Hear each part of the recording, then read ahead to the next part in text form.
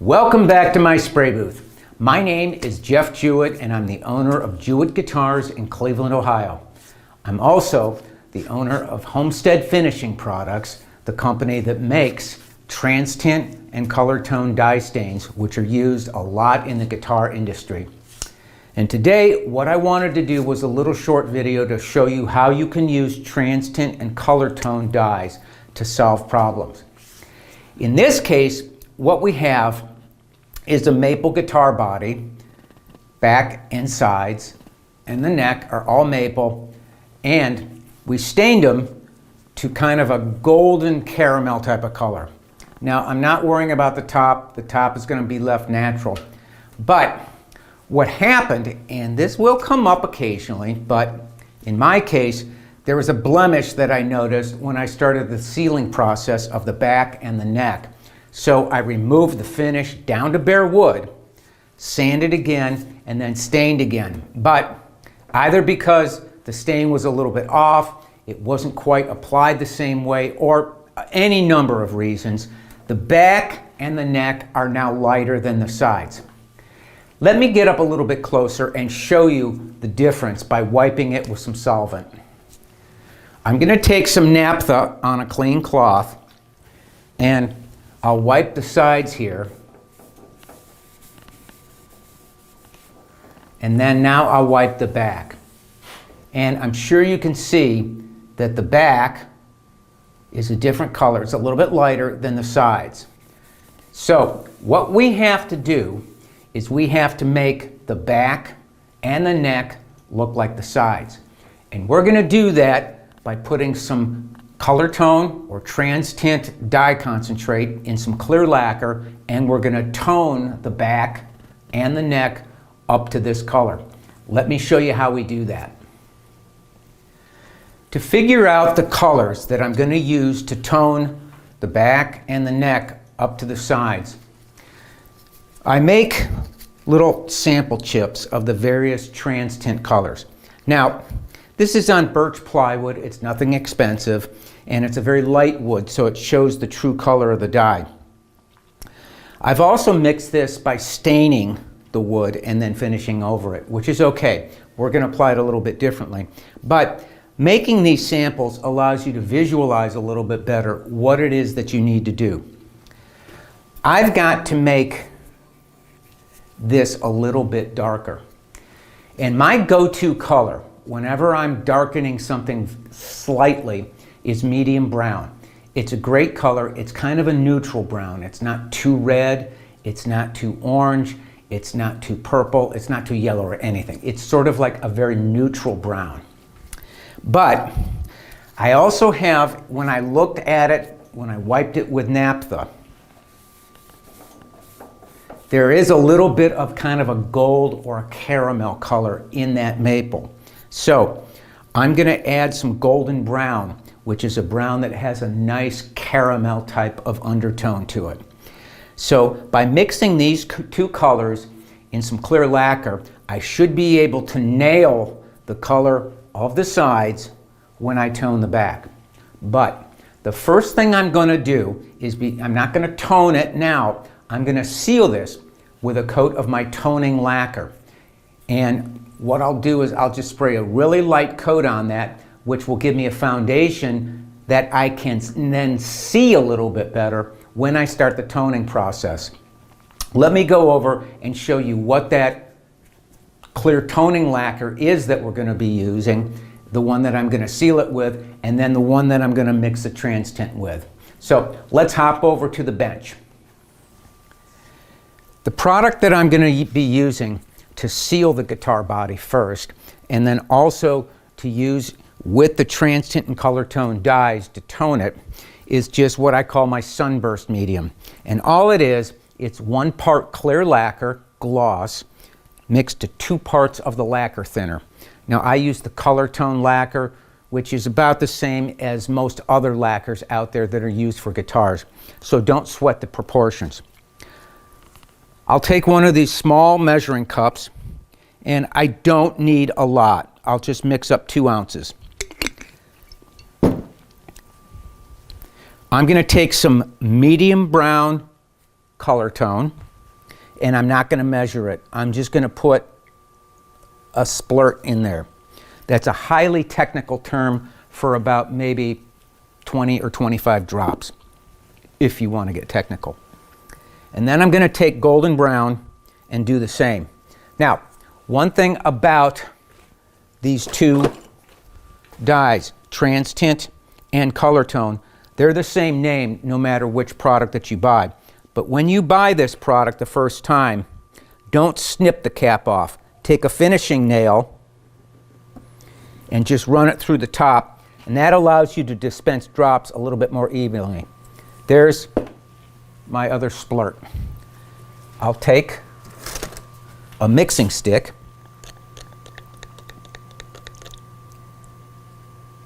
and actually that looks pretty dark. So what I'm going to do is I'm going to add more of this.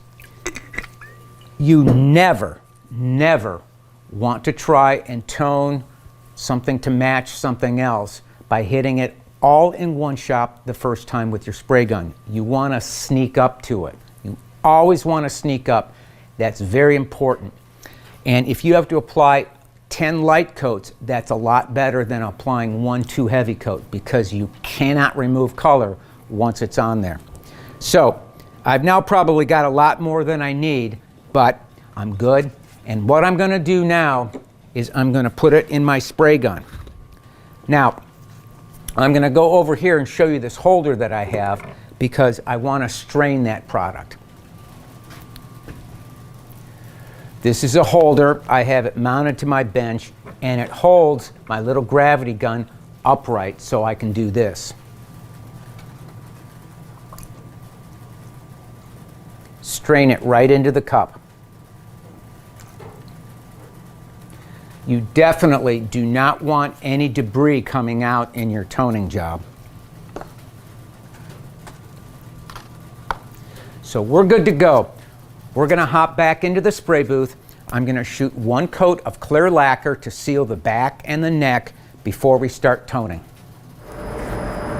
Now, you've seen me do this before in the spray booth, but let me explain what's going on one more time.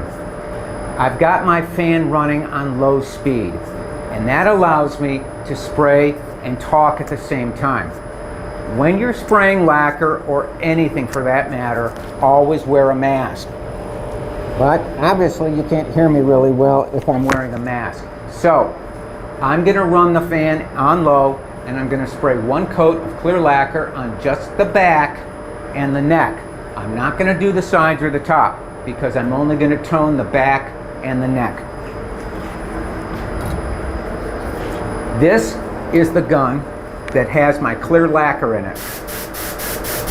And I don't need to spray a lot of lacquer. I just want enough to make it look a little bit wet, so that I can then see better when I do start the toning process.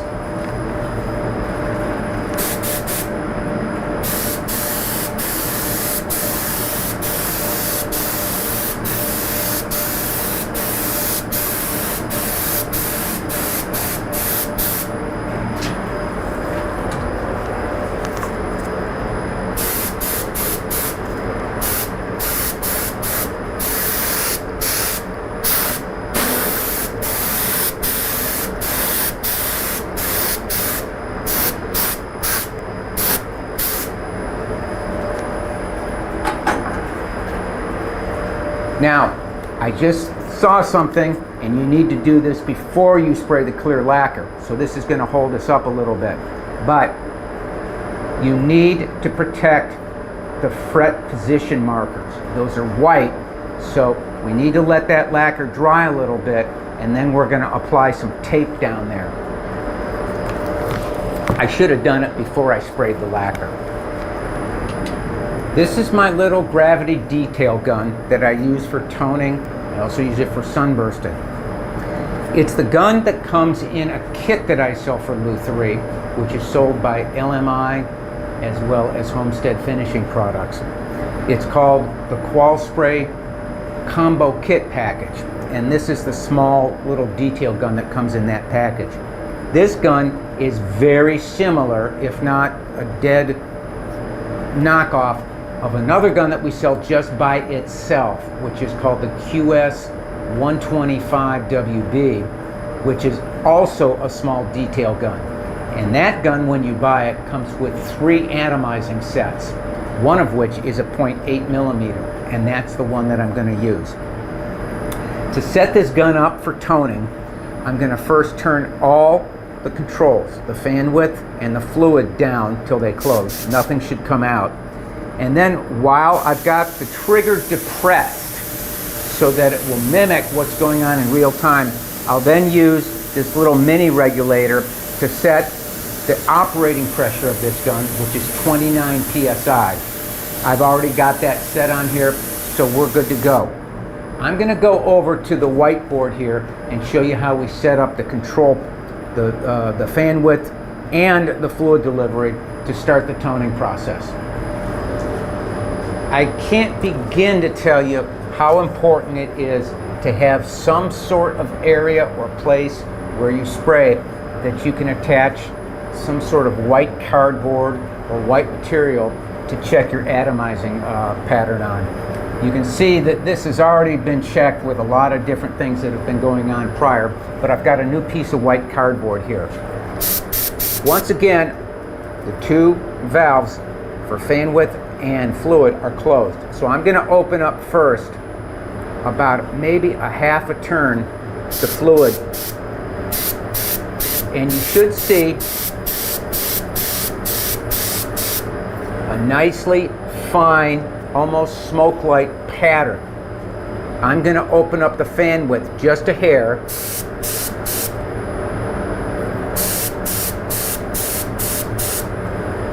The general idea when you tone something up from a lighter shade to match something that's darker is to almost kind of mist that color on, or almost kind of fog it on. You'll see when I start doing it, but you don't want a real heavy pattern, and you definitely don't want to get it too dark too quickly, because it's very difficult to remove it. Once you've got it on there, if you've got lacquer underneath it, you'll have to scrape it off if you go too dark. So let's change the camera angle, get a better view of what I'm doing when I start toning just the back and the neck. When I start doing the neck, I may go a little bit heavier on the heel area and this transition area here, and you'll see that. As I said, I'm going to start with the neck first.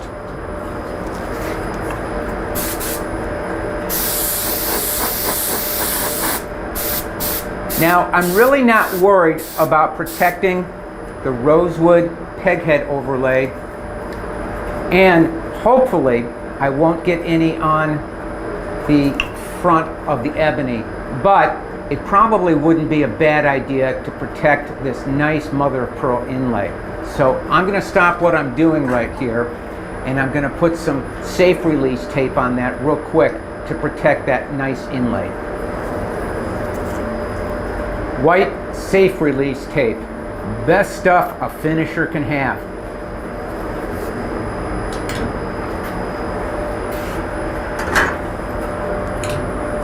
Now that we're all taped off, we can start toning. I'm going to start here at the top, and as I said earlier, I'm not going to really worry about getting any light toner on the rosewood here or the rosewood down here. It just isn't going to make any difference.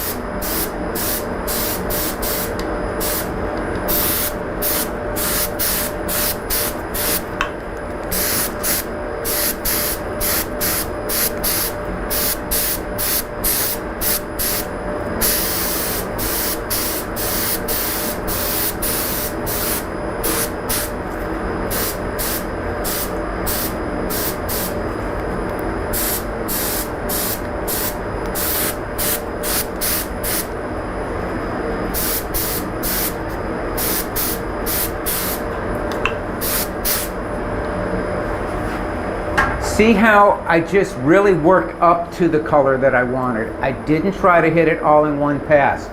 Let's see how we did by comparing the neck to the sides. I'm just going to take a piece of paper towel and some naphtha, and apply it to the sides here. And I have to say, we're really just dead on the right color. So that's about all I need to do as far as the toning on the neck. I'm going to come back in a little bit, and with a different color, just the medium brown, I'm going to make this transition area here and the heel a little bit darker. But that's about it. Now that I've got the neck done, I can concentrate on the back. And before I go onto the back and do a large area like that, I'm just going to take a tack rag and very lightly wipe the surface, just so I don't trap any debris underneath that toner.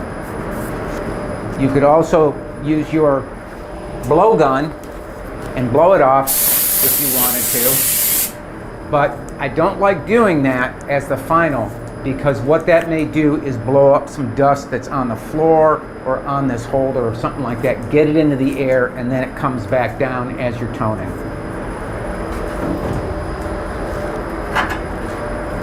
So we're all set to tone the back. What I'm going to do is I'm going to open up the fan width just a little bit wider because it's a larger surface, and now I'll start the toning of the back. It doesn't matter whether you start at the top or the bottom, but generally I like to start at the edge that's closest to me and kind of work that way off to the exhaust, because that way what happens is that the fan will pull off any exhaust.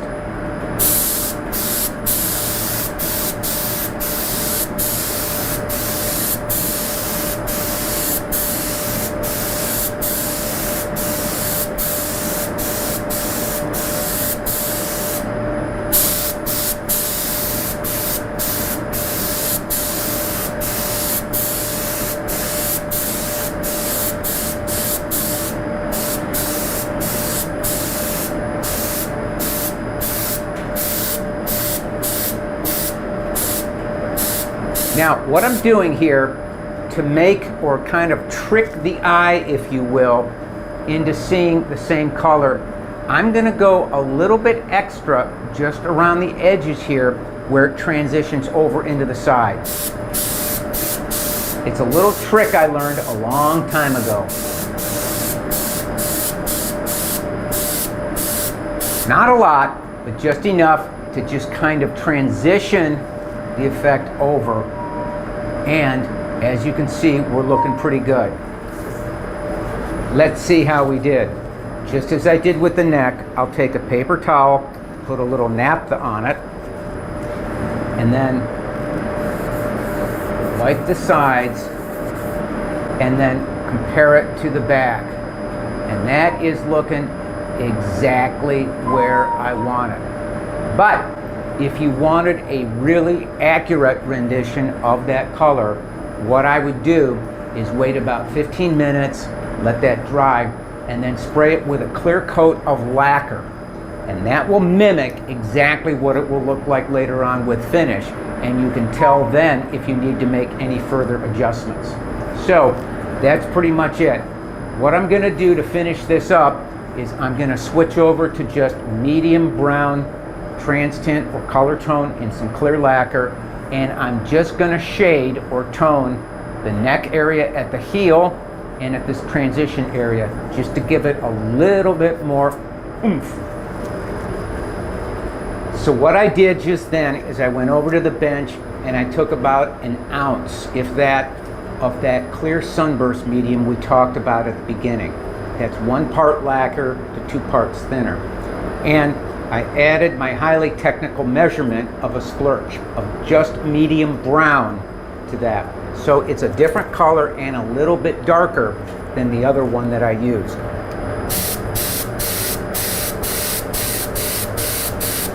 It's brown, but it doesn't have that caramel or golden color, because I don't want that when I want to just darken something.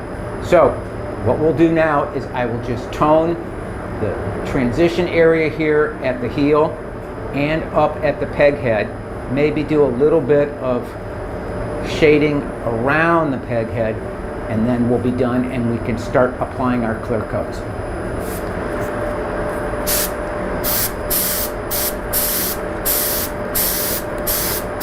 Again, I'm not really trying to make this too dark. I want to just add a little bit of oomph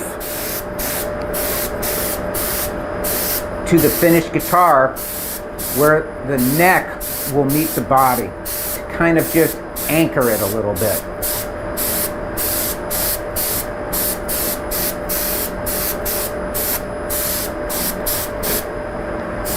And then up here, just a little bit around that transition area from the barrel of the neck underneath the overhead, or the overlay rather. And then I'll just do the corners here of the peg head. Nothing real dark, just to give it a little bit of extra oomph. There's another highly technical term.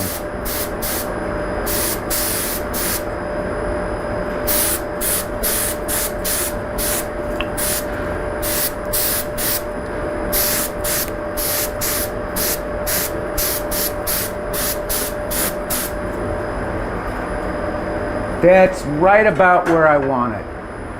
Again, it was very subtle, but when the guitar is finished, it will help to kind of anchor the entire neck down to the body. That's it for our demonstration today on how to tone something up to match something that's lighter, or darker rather. I mentioned this earlier, but what I'm going to do now is I'm going to spray a final light coat of clear lacquer over the back just to make sure that it matches.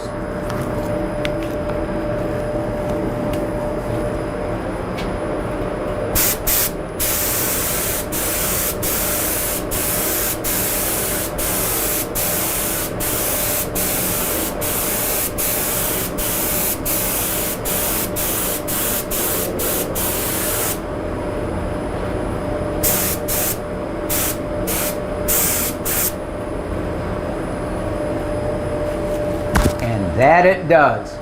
So keep on finishing, and just remember, whatever the finishing problem is, color tone and TransTint dyes are probably the answer.